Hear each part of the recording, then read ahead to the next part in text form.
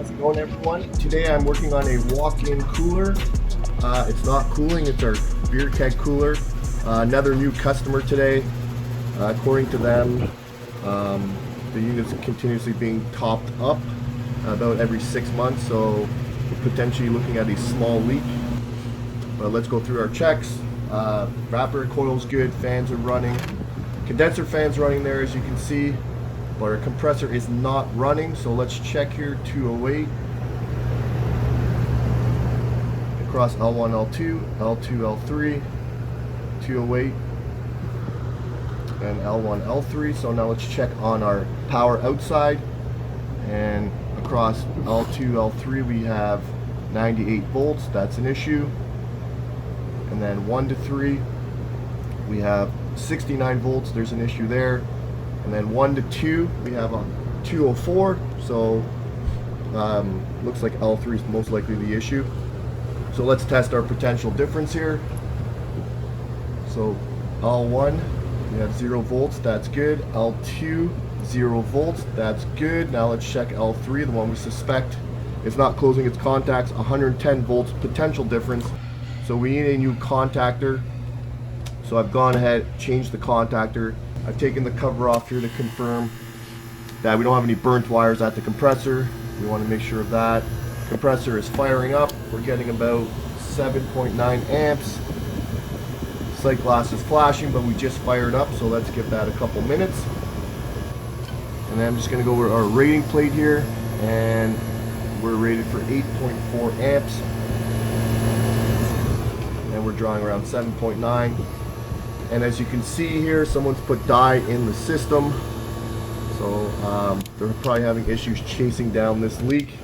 And it's been a couple minutes now. Sight glass is still flashing. We definitely have a leak. So let's see here. Our suction pressure is around 64 psi. So what we're going to do here is I want to bump up the pressure so I can do a leak test. So how I'm going to do that is I'm going to turn off the condensing unit but leave the solenoid powered up, and what's that going to do is we're going to equalize the system, and that will bring up our suction pressure.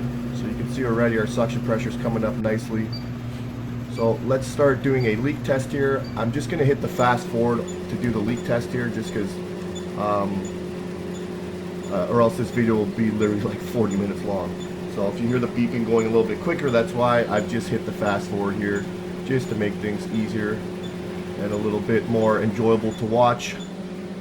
So left hand side or right hand side of the evap coil, nothing. And as you can see there, well, you didn't really see it, but my pressure's up to 100 psi, so that's really good.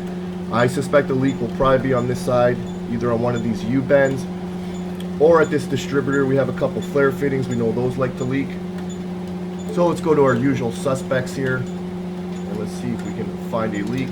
But I have a feeling, because there's dye in it and they haven't found it, this leak is probably going to be a really hard one to find. But let's be thorough, let's take our time, and we will find the leak. We don't have a choice. Like I said, it's a new customer, so we definitely do not want to do what the previous service company was doing, especially this uses R22. That is one expensive top-up. And obviously we're not allowed to top up. It is legal to do that here in the Greater Toronto area. And let's just hit up all our flares, and we do not have a leak here.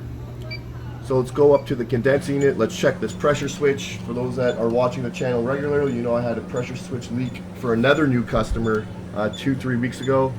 So we're getting a lot of new customers now with a lot of top-ups, and the other companies are having issues finding the leaks. So obviously they are hard leaks to find. So we're having some harder service calls lately, but that's all right. It's just going to make us better. So let's go through the condensing unit here. You know, hit up all our sweat joints, hit up all our flare joints. Let's see if we can get this guy to beep on us. And here we're on our king valve, nothing. We have a couple flare joints on our filter dryer, sight glass. But so far, no hits. So this one is going to be a struggle. But let's just be thorough and take our time. So let's hit up the line set. Not likely to be leaking, but Who knows if they didn't tape up a section, the copper could be rubbing and having a rub out. Especially if it's inside the Armaflex, you're obviously not going to see the die. So let's just take our time here. That looks decent there. Let's keep going.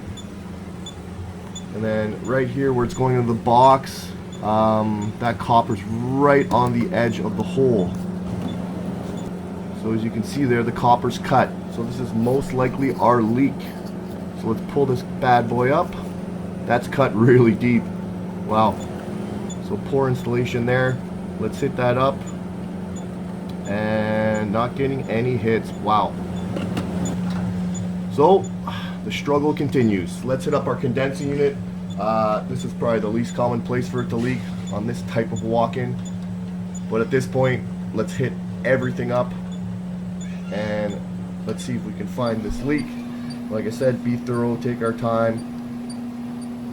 And then we just go across the face of the condenser here. We may get lucky and get a hit here. But like I said, not likely. I don't see any oil anywhere. It's pretty dark up here. You would see the dye. If the dye is still in the system, it's possible there is no dye left in the system. So last thing to do now is hit up this evaporator coil. We're really going to hit fast forward here once again, just so I'm not boring you and putting you to sleep. But all that's kind of left here is this section. If I don't find it here, I think we're going to have to crank up the pressure and recover a bunch of R22, which obviously we don't want to do. Up here in Canada, a cylinder's gone up to $2,000, so it is crazy expensive for R22.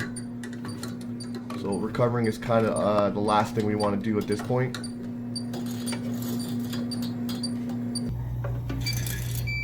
And finally, we have a hit. Wow. So somewhere here in the bottom quarter section of the evaporator, we have a hit.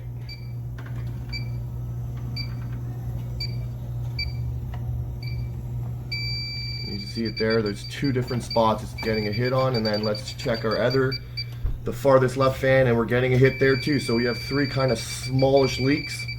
So we need an evaporator coil. So just for argument's sake, let's get the glasses and the blue light out, or sorry, the black light. So as you can see on the black frame there, when you see the dye, it'll turn that color. I do not like using dye. I do not use dye. Back in the day, this kit's from like 8-9 years ago. I no longer use dye in the system, and as you can see, it's not picking it up. But it's possible that this thing's been refilled so many times that the dye is flushed out, especially on the evaporator coil, because obviously we have moisture on the coil. But I'm not seeing anything with the dye. So looks like our trusted Dtek3 got the job done. Dtek1 dye 0.